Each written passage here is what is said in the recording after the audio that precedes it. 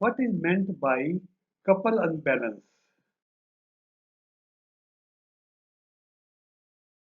This form of unbalance forms a couple, that is, unbalance is at an equal distance from center line of core and axis of core.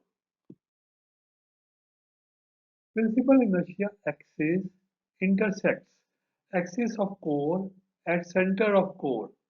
This type of unbalance is statically balanced. This unbalance cannot be removed by placing on knife edges. At least two balancing planes are required for balancing. In this type of unbalance, vibrations on bearings are horizontal and vertical. Vibrations are equal in magnitude but out of phase. What are the probable reasons for large vertical vibrations on the base of the motor? Vertical vibrations are large at base of motor. Probable reasons are foundation is too weak, foundation bolts have become loose, there is a gap between motor frame and foundation. Shifts are required to be inserted between them. Glue matching may be required between motor frame and foundation plate. How damper bars damp oscillations. At steady state, stator flux and rotor flux rotate synchronously with it, maintaining load angle delta between them. As load increases, rotor flux advances relative to stator flux and load angle increases. Stator flux and rotor flux are now rotating with increased load angle. When load angle increases, rotor flux oscillates around a new steady state point before settling at a new steady state. Since rotor poles coincide with rotor flux, these also oscillate around a new steady state point before settling at a new steady state.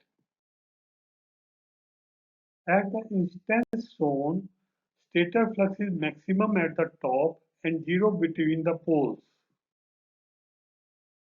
That is, there is change of stator flux around the stator core.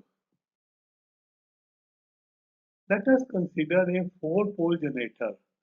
Rotor poles are oscillating around a new steady state point with respect to stator flux. Damper bars are inserted axially in rotor poles. Damper bars are short-circuited by SC ring on both ends. Let us consider one damper bar under North Pole and one under South Pole.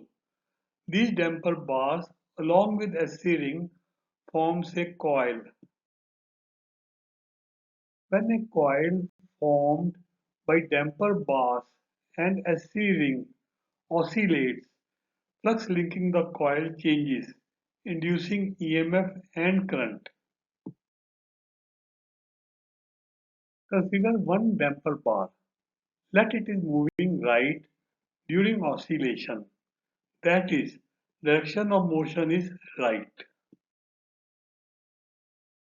Direction of flux is in top. Applying Fleming's right-hand rule, direction of current is outward. Applying Fleming's left-hand rule, direction of motion of damper is on left. Thus, force applied on damper bar opposes oscillation. Let damper bar is moving left during oscillation. That is, direction of motion is left. Direction of flux is in top direction. Applying Fleming's right-hand rule, direction of current is inward. Applying Fleming's left-hand rule, direction of motion of damper bar is on right. Thus, force applied on damper bar opposes oscillation. Thus, when pole moves right with respect to stator flux due to oscillation, force due to damper current is applied towards left. And when pole moves left with respect to stator flux due to oscillation, force due to damper current is applied towards right. Thus, oscillations in rotor poles are damped. What is the difference between mutual flux and leakage flux? Mutual flux is mutual to stator and rotor. That is, it links both stator and rotor. It is responsible for generation of EMF in the generator. Leakage flux links either stator or rotor, e.g. stator overhang flux. It does not contribute in generation of EMF. It is denoted by leakage reactance in equivalent circuit of synchronous generator. Zigzag flux links both stator and rotor. However, it links only the tips of stator teeth. It does not link the stator coils. Hence, it does not contribute in generation of EMF. It is considered as leakage flux. In a vertical motor for bidirectional rotation, which bearing is used? Centrally pivoted thrust bearing or eccentric pivoted thrust bearing? In a vertical motor for bidirectional rotation, centrally pivoted thrust pad bearing is used. Pivot is at the center of tilting pad. Runner is mounted on the rotor shaft and rotates with it. When runner rotates clockwise looking from top, oil is pulled between runner and tilting pad due to force of adhesion between runner and oil. Tilting pad tilts clockwise.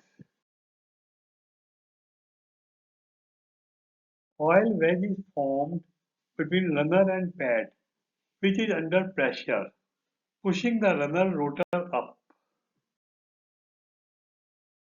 Similarly, when runner rotates anti-clockwise, tilting pad tilts anti-clockwise.